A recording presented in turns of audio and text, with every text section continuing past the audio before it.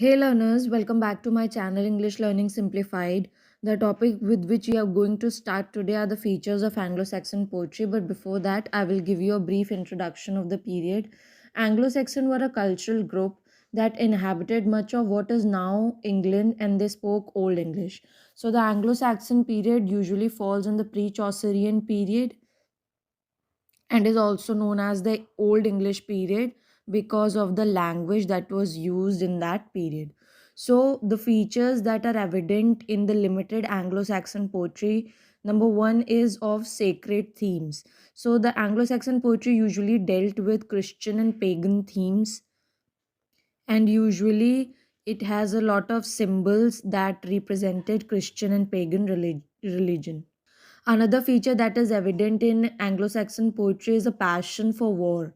So, there are a lot of war descriptions that we come across when we read Anglo Saxon literature.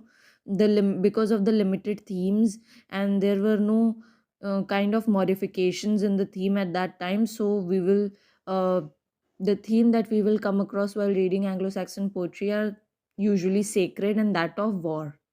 Another feature that is evident in Anglo Saxon poetry is that of natural word, the description of natural word. The description of nature is there in Anglo Saxon works, and also the description of supernatural elements, beasts of different kinds, monsters. We also see all these descriptions while reading Anglo Saxon poetry. Now, another feature is fondness for the sea. Now, a lot of sea imagery is also evident in the works of Anglo Saxon poetry.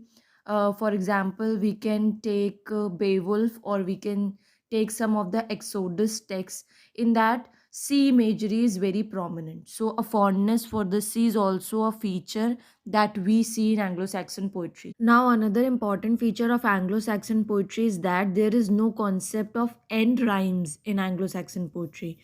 In the poetry, we will see beginning rhyme or alliteration in a way, but there is no such concept of end rhymes.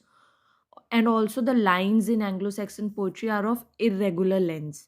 So, the lines of irregular lengths and alliteration is also one of the major features that we see in the Anglo Saxon poetry.